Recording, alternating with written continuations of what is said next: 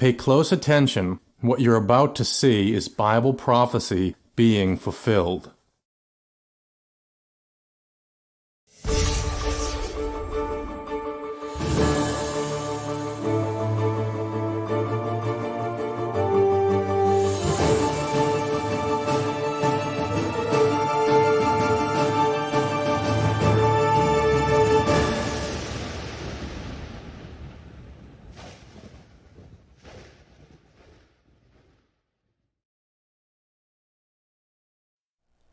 Welcome to another edition of YPN News, bringing you news as it relates to Bible prophecy and foretold by Yisrael Hawkins. Well, those poor people in Indonesia, they recently had another earthquake which triggered a tsunami. We have a historic agreement that was recently signed between the Vatican and China. And also, we're seeing some more troubles taking place in Russia. But first, we're going to start off with Indonesia, where at least 384 people were killed in Indonesia after a 7.5 magnitude earthquake that triggered a tsunami swept across that island. So far, hundreds are still missing in the city of Palu. Now, the tsunami height topped 18 feet and it struck a beach where large crowds were gathered for a festival. The wave toppled homes, power lines, and other structures. Thousands are still without power, and Indonesian TV reported that an entire shopping mall was destroyed, along with the bridge in an 80-room hotel. Now, the tsunami was responsible for a large portion of the damage in addition to the earthquake. Well, the water took 4 hours to subside, and first responders reported finding bodies trapped beneath rubble, trapped in vehicles, with a number of people they expect were swept out to sea. Now, the death toll is expected to rise as search and rescue efforts continue, although some areas are impassable to reach victims and survivors as the earthquake and tsunami have destroyed many roadways. Now, in the meantime, strong aftershocks have been reported, raising concerns for further damage. And as if the earthquake wasn't enough, when the water comes up there, I mean, it'd be one thing to be trapped in the rubble, but you can't be trapped there and be underwater. Yeah, very devastating, to say the least. Well, the U.S. Secretary of State Mike Pompeo said recently that the maximum pressure against Pyong Yang will continue, but he also said that the relationship between the two leaders, referring to North Korea and the United States, will determine policy. Well, Pompeo said in an address to the United Nations Security Council, Chairman Kim committed to work towards the complete denuclearization of the Korean Peninsula. Well, the two leaders share a common understanding of what must take place for the transformation of the United States DPRK relations. Well, Russia and China believe that any progress will require a clear path to lifting sanctions. Now, China also said that now's the time to declare an official end to the Korean War, which has been frozen in armistice since 1953. Wang Yi, the Chinese state counselor and foreign minister, said that this gesture will help build trust and facilitate denuclearization and put in place the conditions needed for the final peace accord. That's amazing that they still are considered a war. Yeah, that war declaration is still there. I mean, that's 65 years that's been taking place, and you know, both the people of the nations there, North Korea and of course South Korea as well, want to see that be put to an end, and of course these sanctions not be put on these countries anymore. Well, other council members voiced frustration over a lack of action towards denuclearization by the North. Lastly, the leaders of South Korea addressed the council and stated that since North Korea came face to face with the international community, it's time for the international community to respond positively to the new choices and efforts of North Korea. Trump said that a second summit between the two leaders could be coming soon to determine the North's missile and nuclear program, but that is yet to be announced. Well, two of the world's most private organizations have recently signed what many consider to be a historic agreement. I'll take a look at this next video and see what China and the Vatican have to agree to. Two of the world's most opaque and secretive organizations have just initialed an historic agreement. China's ruling Communist Party and the Vatican have decided to set aside decades of hostility. It's significant because China maintains strict control over all religions and their believers. China's roughly 12 million Catholics are divided between a state-run association whose clergy are chosen by the government and an unofficial church which swears allegiance to the Pope. The provisional deal is aimed at resolving the vexed issue over who gets to appoint bishops, with the Pope insisting he'll have the final say on names.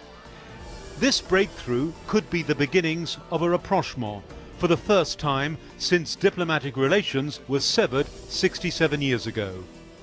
While many Catholics have welcomed the pact, it's been condemned by others, including Cardinal Joseph Sen, the former Bishop of Hong Kong. What's been less discussed, though, are the secret talks that have been going on for years between Chinese and Vatican officials. Francesco, you were one of the first journalists to interview the current Pope. Why do you think he wanted to talk to you? I think he wanted to talk to you to talk to China. He didn't want really to talk to me. He wanted to talk to China. It took a long time to understand how we should gear. There was a lot of preparation. We should gear the interview. And I think he wanted to talk to the Chinese people as they are, not necessarily Catholics, not necessarily concerned about the same issues that concern and worry people in the West. But he wanted to reach out to the Chinese people. Why? He's Jesuit, therefore he is in the tradition of Matteo Ricci, and China is one big thing. And of course, China is the new frontier for the Catholic Church. It has been so for centuries, but especially now, I would say. New frontier in terms of getting new members? Also, but also having, I would say, a foothold here. China has, a systemic differences with the West. Every country has an embassy here. The Catholic Church, for so many reasons, has been kept out of China, and this Pope wants to reach out to have a foothold here. That's interesting. So are we looking at the possibility of the Vatican establishing a representative office in China, rather like the United States did in 1972 after Richard Nixon came here? Absolutely, yes. And this could happen within this year, I would say. Now, if that happens, then the next logical step is the establishment of diplomatic relations. Not necessarily. They are talking, as far as I know, about normalization of ties. That is because both sides want to keep Taiwan quiet and not worried. Next year there are very delicate elections in Taiwan, and nobody wants to rock the boat there. But do you think the Vatican would rather have diplomatic relations with Beijing than Taiwan? I think this question is right. The Vatican is really, as far as I know, not worried about Taiwan per se. It is more Beijing that is concerned about the stability of the political situation in Taiwan. Is this all leading, do you think, to the prospect maybe of the Pope even coming to China? I mean, this is a year of big political surprises. A Kim-Trump summit. Could we have a Pope coming to China? It is a possibility. Of course, we have to see first the normalization of ties, and then the Pope definitely wants to come here. He told you that? Yes, many times, yes. That's interesting. We're going to go ahead now and turn it over to our field correspondent, Larry, who actually has some more information regarding some of the Vatican or the Catholic Church's members and really kind of how they're spending that money. Now, the Vatican has been involved with a lot of scandals taking place, from money laundering to the child sex abuse that has come to light in recent years. But there's also been some extra expenses being spent on certain of the hierarchy in the Catholic Church, and that's what Larry's going to talk about now. Larry, what do you have for us? Pressure is continuing to mount against the Catholic Church as the secret practices of its faith become public. The latest outrage involves former Cardinal Theodore McCarrick, who resigned this summer amid accusations of abuse. High-ranking Catholic officials have denied knowledge of the former cardinal's misdeeds, but current clergy, like Bishop Stephen J. Lopez, are coming forward to express disbelief concerning that assertion. Lopez says that during his time as a seminarian at North American Pontifical College, Cardinal McCarrick would visit the seminary regularly, and he says everyone knew. A letter is also surfacing from as far back as 2000, indicating that the Vatican's ambassador to the U.S. was informed of serious matters involving some of the students at a seminary in New Jersey where McCarrick was archbishop.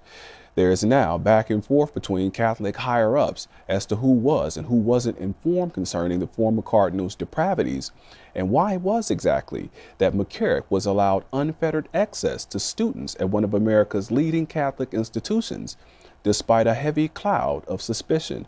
Ultimately, observers are decrying the incident as yet another instance of Catholic inaction in the ongoing and ancient saga of Catholic abuse. The wealth of the Catholic Church is also ancient. The world's leading religion is old rich, but the latest pope has prohibited flashiness and unnecessary shows of its wealth.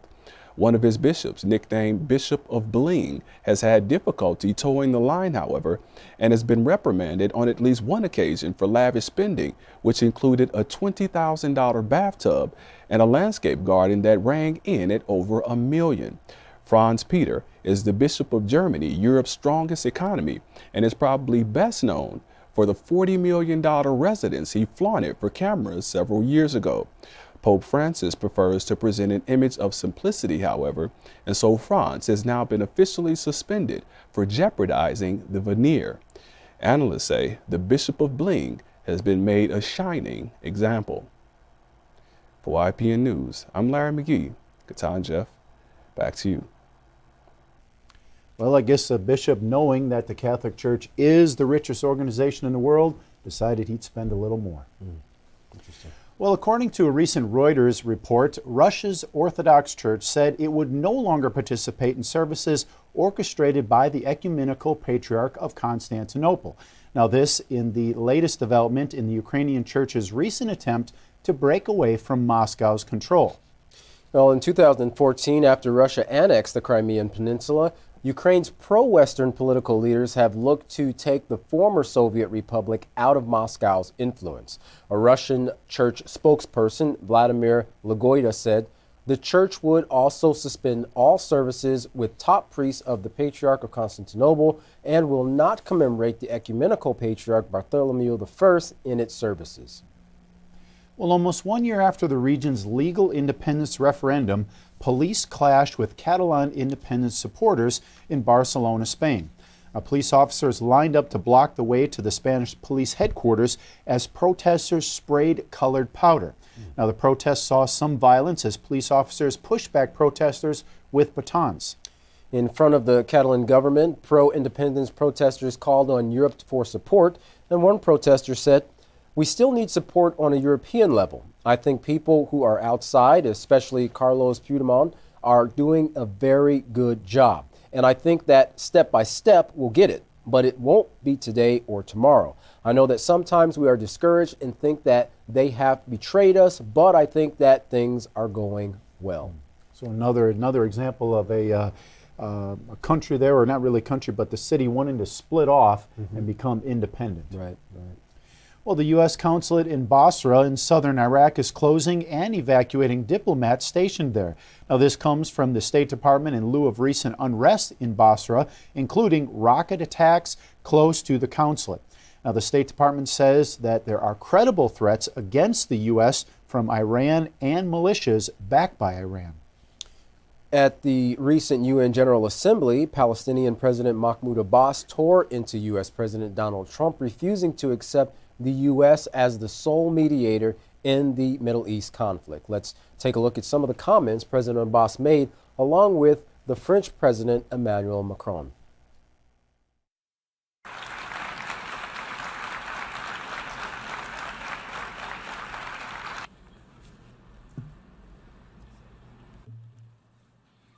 الولايات المتحدة الأمريكية تعتبر يعني وسيطا، لكن بعد الآن نظرتنا للولايات المتحدة أنها لا تصلح وسيطا وحدها. في كل يوم يدوسون قدسية، لكن توجت ممارستها بهذا القانون. Israel is aware that France has unwavering friendship towards Israel, and it is in the name of this friendship that I call for an end to policies which undermine the very possibility of a peace agreement. What can resolve the crisis between Israel and Palestine? Well, surely not unilateral initiatives, nor trampling upon the legitimate rights of the Palestinian people to legitimate peace, nor underestimating Israelis' fair right to security. There is no credible alternative to the two-state solution. There is no credible alternative to the two-state solution, living side by side in peace and security with Jerusalem as capital.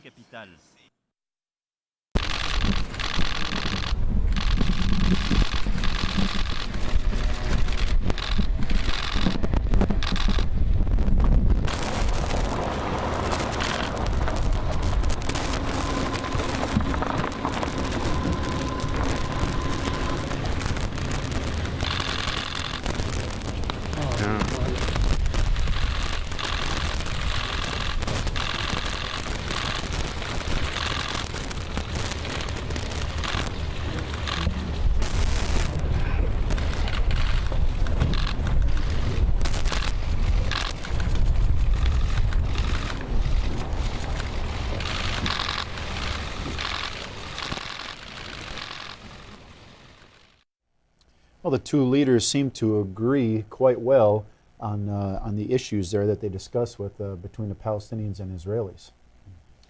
Well, for decades now, the Israeli-Palestinian conflict has been debated in the UN General Assembly, and for just as long, the government leaders have not been able to come to a unified consensus as to what should be taking place between the two peoples. Now, a perfect example of this is the recent vote which condemned the U.S.'s decision to move its embassy from Tel Aviv to Jerusalem. 128 nations were in agreement to condemn moving the embassy, while only 9 voted against it, including Israel and the U.S., not to anyone's surprise. Regardless of the landslide vote, the leaders of these two nations see the move as total success. Prime Minister Netanyahu told President Trump in their first meeting since the move, "You've changed history and you've touched our hearts." However, as we just heard from Mr. Abbas, he believes the move to Jerusalem just ignores history rather than changes it. And he feels the U.S. is not looking out for the Palestinian people's well-being at all, saying they have broken agreement after agreement. Now, Mr. Abbas wants all sides in this dispute to be respected. Well, some of the UN resolutions ignored by the Trump administration include ones concerning the illegality of settlements, borders as defined by the 1966 disengagement, and most recently, the questioning of the right of refugees to return. Even longtime U.S. allies like Britain are worried over these decisions. They don't believe these resolutions can be ignored. Well, one thing's for sure, this comment President Trump made during his meeting with Netanyahu was very clear. He said, quote, "I like a two-state solution. That's what I think works best. I don't even have to speak to anybody. That's my feeling. Now, you may have a different feeling. I don't think so. I think a two-state solution works best," unquote. Now, this two-state solution, Katan, is the one point that all parties in the General Assembly can confidently say they agree upon, that a state of Palestine and a state of Israel is the only way that there can be peace between these parties that have been at war for years now. And, you know, the leaders many leaders are looking to put that to an end, and finally have peace between those two groups of people. Yeah, it seems like a lot of things that take place in the world kind of revolve around what takes place over there in the Middle East.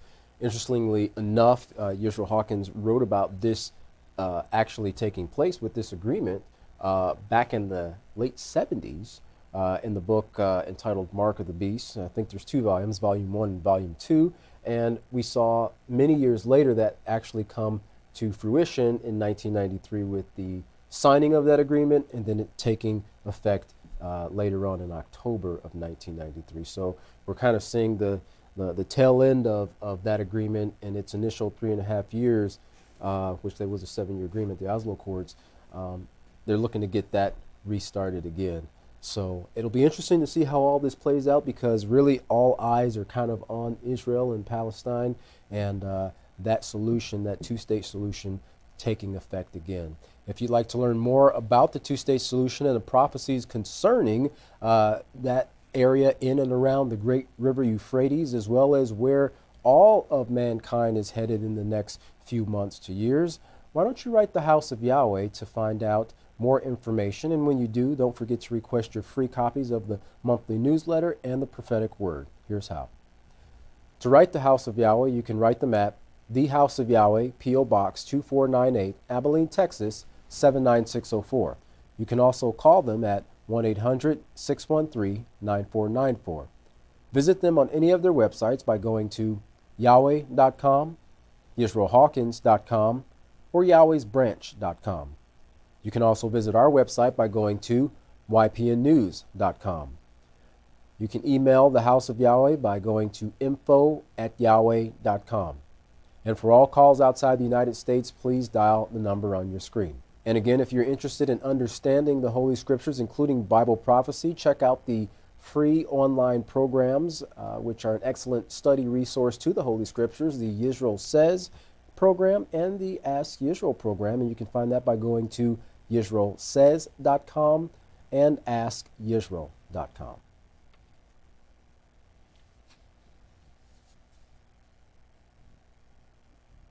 Well, don't go anywhere. Up next is Yisrael Hawkins. From all of us here at YPN News, I'm Jeffrey Heimerman. And I'm Catalina Alexander. Thanks for watching.